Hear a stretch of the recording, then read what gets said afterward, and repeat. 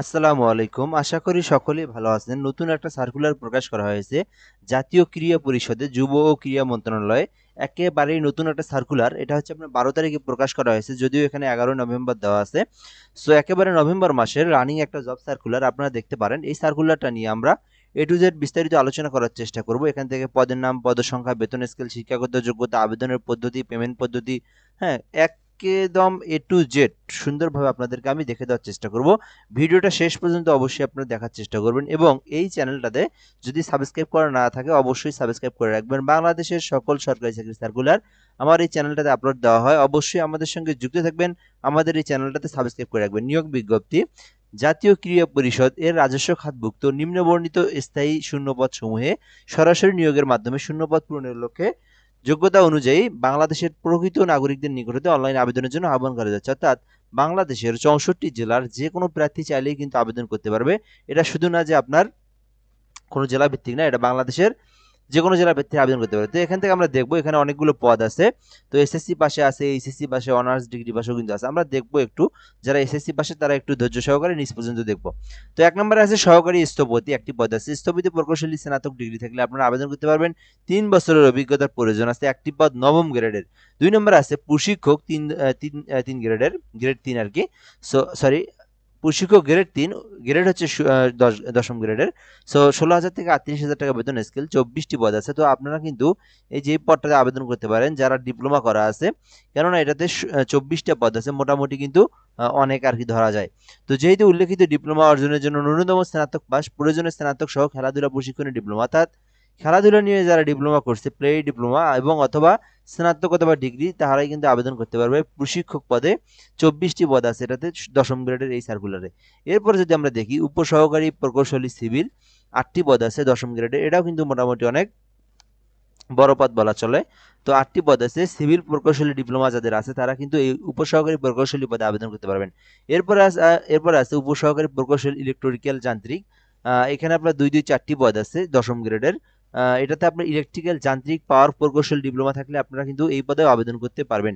So এরপর যদি আমরা এখান থেকে দেখি উপসহকারী প্রকৌশলী ডিপ্লোমা স্থপতি একটি পদ আছে। আর্কিটেক্ট নিয়ে যারা ডিপ্লোমা করছেন তারা কিন্তু আবেদন করতে পারবে। এরপরে যদি আমরা এখান থেকে দেখি 6 নম্বরে সহকারী পরিকল্পনা ও গবেষণা অফিসার একটি পদ আছে। অর্থনীতি, সমাজবিজ্ঞান, পরিসংখ্যান সহ স্নাতক ডিগ্রি থাকলে আপনারা এই যে সহকারী পরিকল্পনা ও গবেষণা অফিসারে আবেদন করতে পারবেন। 7 নম্বর আছে গ্রন্থকারিক একটি পদ আছে। যেহেতু উল্লেখিত ডিপ্লোমা অর্জনের জন্য ন্যূনতম স্নাতক পাস প্রয়োজনে, সেহেতু স্নাতক পাঠাগার বিজ্ঞান থাকতে হবে। অর্থাৎ যারা পাঠাগার নিয়ে স্নাতক করছে, ডিপ্লোমা করছে, তারা আবেদন করতে পারবে।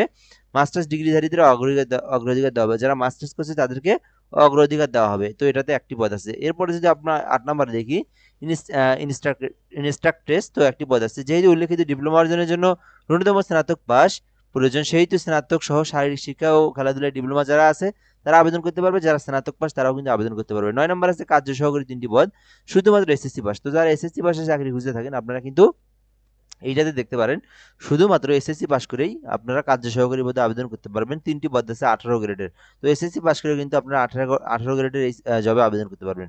তো এখন আবেদন করার জন্য যে বিষয়টা আপনাদেরকে খুবই গুরুত্বপূর্ণ, এই আবেদনের জন্য 18 থেকে 32 বছরের মধ্যে হলে আপনারা আবেদন করতে পারবেন। 18 থেকে 32 বছরের মধ্যে হলে আপনারা আবেদন করতে পারবেন। তো আবেদনের জন্য আপনাকে এখানে যে বিষয়গুলো অবশ্যই দেখা উচিত, আবেদনের সাথে কোনো সনদ বা সনদের ছায়াকপি সংযুক্ত করার প্রয়োজন নাই। আপনাদের যে তথ্যগুলো সেগুলো আপনাদেরকে এখানে দিতে হবে। চাকরির আবেদন ফর্মে অ্যাপ্লিকেশন কপির প্রার্থী অর্জিত সকল শিক্ষাগত যোগ্যতা উল্লেখ করতে হবে।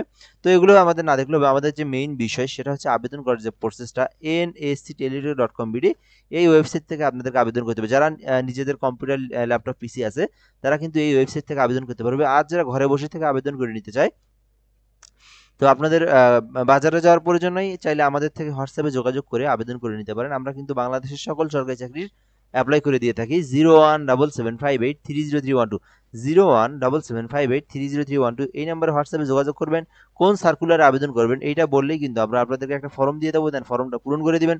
আপনার আবেদনটা করে আপনার অ্যাপ্লিকেশন কপিটা কিন্তু আপনাকে দিয়ে দেবো। সো চাইলে আপনি কিন্তু আমাদের মাধ্যমে আবেদনটা করে নিতে পারেন। যাই হোক, এখানে আমরা দেখব আবেদন ফি জমাদানের শুরুর তারিখ 13/11/2025। আবেদনপত্র পুরনো আবেদন ফি জমা দেওয়ার তারিখ হচ্ছে 13, অর্থাৎ 13 তারিখ থেকে কিন্তু অলরেডি আজ থেকে আবেদন শুরু হয়েছে, যেটা চলবে আগামী ডিসেম্বরের 10 তারিখ পর্যন্ত। 10/12/2025 তারিখে আবেদনের সময় শেষ। সো এই সময়ের মধ্যে আপনাদেরকে কিন্তু আবেদনটা করতে হবে। তো এখন পেমেন্ট পদ্ধতি কত টাকা দিতে হবে সেটা আমরা যদি দেখি এখানে, তো এখানে পেমেন্টের জন্য অবশ্যই আপনাদেরকে 1 থেকে 7 নং কর্মী পদের জন্য যেগুলো নবম গ্রেডের 1 থেকে 7 নং কর্মী পদের জন্য আপনাদেরকে 223 টাকা, দুইটা এসএমএস 230 টাকা খরচ হবে আর কি। 1 থেকে 7 নং পদের জন্য 1 থেকে 7 নং পদের জন্য 230 টাকা, সার্ভিস চার্জ সহ 230 টাকা খরচ হবে।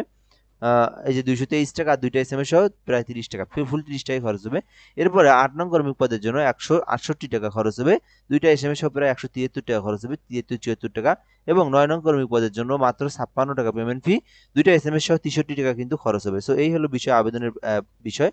তো এখানে পেমেন্ট পদ্ধতি দেওয়া আছে, যারা হচ্ছে নিজেরা আবেদন করবেন তারা এই পদ্ধতিতে পেমেন্ট দিতে হবে আপনাদেরকে।